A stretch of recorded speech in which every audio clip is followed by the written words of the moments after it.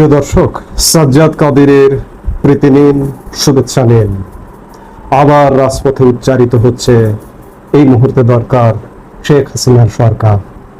আমি হয়তো রাজনৈতিক কথা বললাম যে শেখ হাসিনা একটা রাজনৈতিক দলের প্রধান নেত্রী, প্রধানমন্ত্রী, আবার তাকে দরকার কেন? তাকে দরকার এজন্য আমরা 54 বছরের বাংলাদেশের শাসন দেখেছি, সব শাসন, সেটি বঙ্গবন্ধুর শাসন থেকে শুরু করে সর্বশেষ শেখ হাসিনা ছিলেন, বর্তমানে ইউনূস আছেন। প্রত্যেকটি শাসকই করাপ্টেড। শাসক যদি নিজে নাও হন করাপ্টেড, কিন্তু তার বাহিনী করাপ্টেড।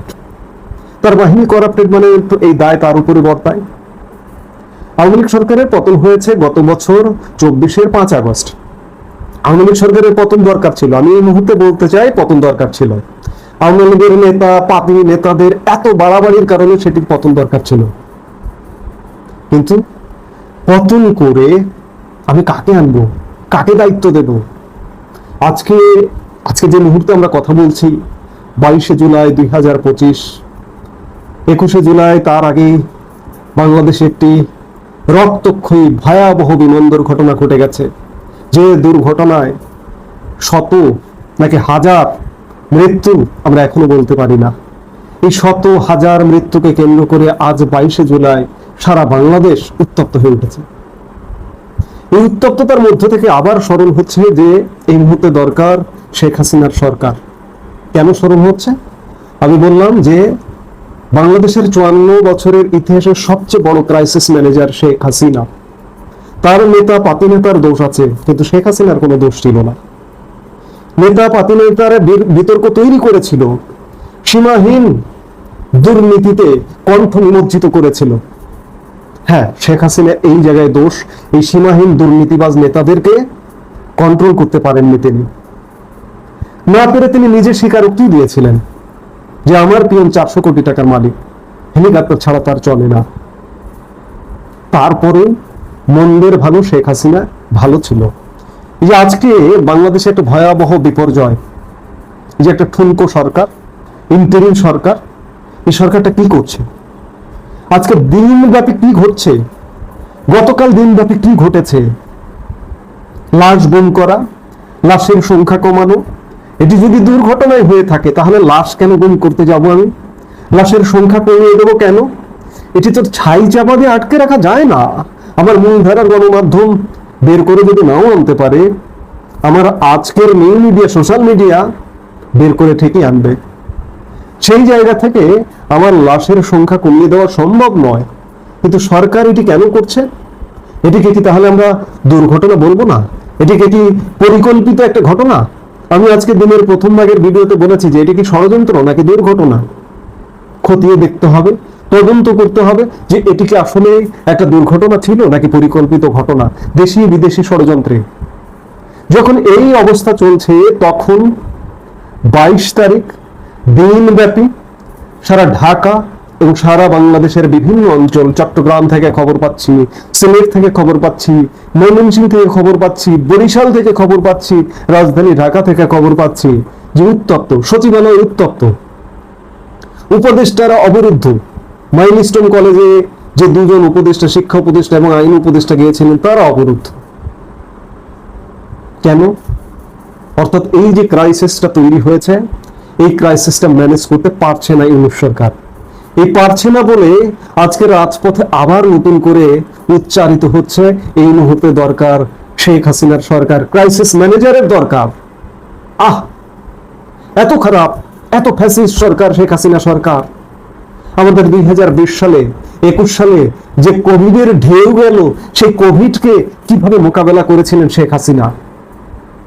আমাদের টিকা দিয়ে, ঔষধ দিয়ে, পথ্য দিয়ে, আমাদের অর্থনীতিকে স্বাভাবিক রেখে আজকে লেজে গোবরে অবস্থা। একটা অনির্বাচিত, একটা স্বল্পকালীন সময়ের একটি সরকার আজকে এই ক্রাইসিসটা ম্যানেজ করতে পারছে না, সারা বাংলাদেশে উত্তপ্ত করে ফেলেছে। আজকে সারা ঢাকা শহরে শিক্ষার্থীদের বেধড়ক পেটাচ্ছে পুলিশ, সেনাবাহিনী। বাবারা, আমি বাবারাই বলি, আজকে যারা রাজপথে আছো, আন্দোলনে আছো, তোমরা আমার সন্তানের বয়সী বললেও ভুল হবে না, কারণ আমি নিজেও আজ থেকে 20-22 বছর আগে বিশ্ববিদ্যালয় ত্যাগ করেছি। আজকে যারা রাজপথে আছো, আজকে তারা শিক্ষার্থী, স্কুলের কিংবা কলেজের, ইন্টারমিডিয়েট বা সর্বোচ্চ ইউনিভার্সিটির। সেই ইউনিভার্সিটি আমি 22 বছর আগে ত্যাগ করেছি। তোমরা যদি ভুল করে থাকো 2024-25 সেই সহিংসতা কালে, আজকে সময় এসেছে তোমরাই জাতির কাছে ক্ষমা চাও যে আমরা ভুল করেছিলাম 2024 জুলাই আগস্ট সময়কালে। ভুল করে আমরা ক্রাইসিস ম্যানেজারকে পদত্যাগ করিয়েছি, দেশ থেকে বিতাড়ন করেছি। আজকে দেশের এই ক্রাইসিসে আমাদের তাকে প্রয়োজন, আবার এই ক্রাইসিস ম্যানেজারকে প্রয়োজন। তোমরা বিকল্প দেখাও। তোমাদের হয়তো তখন জন্ম হয়নি। আজকে এই মুহূর্তে বিকল্প যারা দাপিয়ে বেড়াচ্ছে, বিএনপি বা জামাত, আমার আজকে এই মুহূর্তে কথাগুলো হয়তো পক্ষপাতমূলক হয়ে যাচ্ছে। হয়তো বিএনপি জামাতকে আমি আলাদা কাতারে ফেলছি, আওয়ামী লীগকে বা শেখ হাসিনাকে আলাদা কাতারে ফেলছি, কিন্তু আমি তো দেখেছি, আমার তো একটা বয়স হয়েছে, আমি একটা মধ্যবয়স্ক মানুষ, আমার ভালো মন্দ বিচার করবার বয়স হয়েছে। আমি দেখেছি, আওয়ামী লীগের রূপও দেখেছি, আমি বিএনপি জামাতের রূপও দেখেছি। সর্বশেষ 2001-06 বিএনপি জামাত যৌথভাবে জোটগতভাবে ক্ষমতায় ছিল, আমরা দেখেছি তাদের দুঃশাসন। আজকে কাকে বিকল্প হিসেবে, কাকে তোমরা ক্রাইসিস ম্যানেজার হিসেবে দেশের এই ক্রান্তিকালে কাকে নির্ধারণ করবা? বিএনপিকে? বিএনপির কে হবেন সরকার প্রধান? তারেক রহমান। তারেক রহমানের 2001-06 আমলের হাওয়া ভবন সহ নানান কর্মকাণ্ডগুলো একটু তোমরা দয়া করে বিশ্লেষণ করে দেখো, এবং তাদের সঙ্গে জামাতের কর্মকাণ্ডগুলো একটু বিশ্লেষণ করে দেখো, তাহলে আমি বিকল্প খুঁজে পাই না। শেখ হাসিনা মন্দ, শেখ হাসিনার দল আওয়ামী লীগ মন্দ, আমি মন্দের ভালো খুঁজতে চাই। গত 16 বছর আমাদেরকে কিভাবে আগলে রেখেছিল তোমরা দেখেছো। গত 16 বছর অন্ততপক্ষে, এখন যাদের 20 বছর বা 25 বছর বয়স, তারা অন্ততপক্ষে দেখেছো যে 16 বছর আজকে দেশে যা ঘটছে, যেমনটা ঘটছে 16 বছর কিন্তু তেমনটা ঘটেনি। যে কোনো বিপদে আপদে, দুঃখ দুর্দশায়, বিবিআর ট্র্যাজেডি বলো, নিমতই আগুন কাণ্ড বলো, কিংবা কোভিড বলো, যে কোনো দুর্যোগ, দুর্ঘটনা, দুর্বিপাকে শেখ হাসিনা, আওয়ামী লীগ আমাদেরকে আগলে রেখেছিল। আজকে আমাদের আগলে রাখবার কেউ নেই, আজকে দায়িত্বশীল কেউ নেই। এক একটা দায়িত্বহীন কর্মকাণ্ড হচ্ছে। এই যে গতকালকে এত বড় একটা বিমান দুর্ঘটনা ঘটেছে, দেশে একটা পাবলিক পরীক্ষা চলছে। স্বাভাবিকভাবে পাবলিক পরীক্ষা, ইন্টারমিডিয়েট পরীক্ষাটা স্থগিত করা উচিত ছিল গতকাল বিকেলের মধ্যে, কিন্তু না, সেটি করেছে কখন? গতকাল মধ্যরাতে 3টার দিকে শিক্ষা মন্ত্রণালয় নয়, তাও অন্য উপদেষ্টা তারা ঘোষণা দিচ্ছেন যে আগামীকালকে পরীক্ষা হবে না, রাত 3টায়। কতটা দায়িত্বহীন হলে এমনটা করা যায়? গতকাল অগ্নিকাণ্ডের ঘটনা ঘটেছে, গতকাল থেকে আজকে পর্যন্ত এই অগ্নিকাণ্ড, এই চিকিৎসা সহায়তায় তোমরা স্বাস্থ্য উপদেষ্টাকে দেখেছো? চেহারা দেখেছো তার? স্বাস্থ্য নিয়ে, চিকিৎসা নিয়ে কথা বলছেন কে? আইন উপদেষ্টা। আইন উপদেষ্টা বিদেশ থেকে ডাক্তার আনবেন, তারপরে চিকিৎসা করবেন। এই যেন ডাক্তার আসিবার পূর্বে রোগী মারা গেল, এই অবস্থা। সবকিছু মিলিয়ে এই ক্রাইসিস মোমেন্টটা একটা চরম সীমাহীন ব্যর্থতার একটা মুহূর্ত। এই মুহূর্তে বাংলাদেশের দরকার ক্রাইসিস ম্যানেজার, এবং সেই ক্রাইসিস ম্যানেজারটা হতে পারে শেখ হাসিনা। এছাড়া বিকল্প কোনো উপায় নেই। একটা বছর তোমরা দেখলে, আমরা সবাই দেখলাম, আমরা কাকে ক্রাইসিস ম্যানেজার হিসেবে নির্ধারণ করব? জামাতের আমির ডাক্তার শফিকুর রহমানকে, কিংবা বিএনপির ভারপ্রাপ্ত চেয়ারম্যান তারেক রহমানকে? আমরা তো মনে করি না যে বিগত 16 বছরের থেকে আমাদেরকে একটা ভালো অবস্থায় নিয়ে যাবে। এই এক বছরে সেটি বলছে না। এই এক বছরে যত অব্যবস্থাপনা, এর দায় ওই জামাতের আমির শফিকুর রহমানের, কিংবা বিএনপির ভারপ্রাপ্ত চেয়ারম্যান তারেক রহমানের, এবং যারা এই সরকারকে সমর্থন করছে তাদের সবার। আজকে তোমরা বড় হয়েছো, এসএসসি পাস করেছো, কলেজে পড়ো, বিশ্ববিদ্যালয়ে পড়ো, বিবেচনা তোমাদের, বিবেচনার ভার তোমাদের। তোমরাই ভালো মন্দ বিশ্লেষণ করো যে বিগত 16 বছর তোমরা কি ভালো ছিলে নাকি এখন ভালো আছো।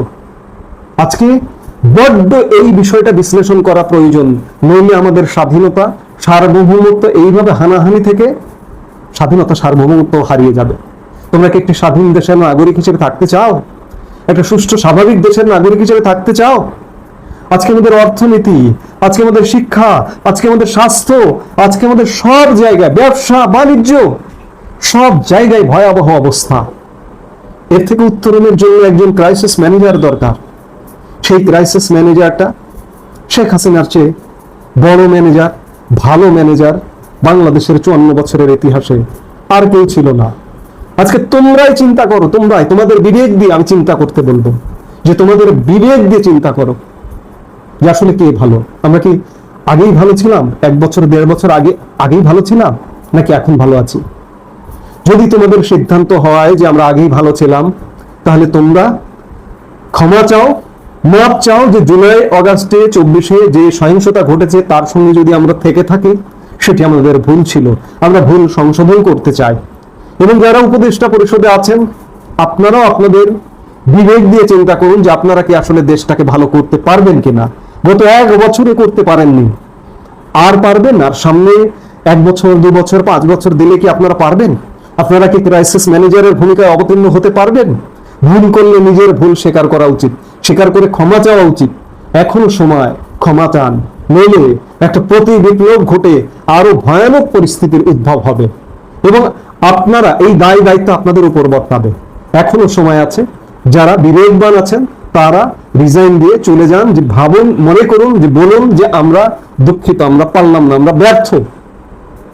সেই জায়গায় বাংলাদেশ বেছে নেবে কাউকে, নিশ্চয়ই ভালো কোনো ক্রাইসিস ম্যানেজারকে বেছে নেবে। এছাড়া বাংলাদেশকে আর বাঁচানো যাবে না। এই মুহূর্তে এ পর্যন্তই।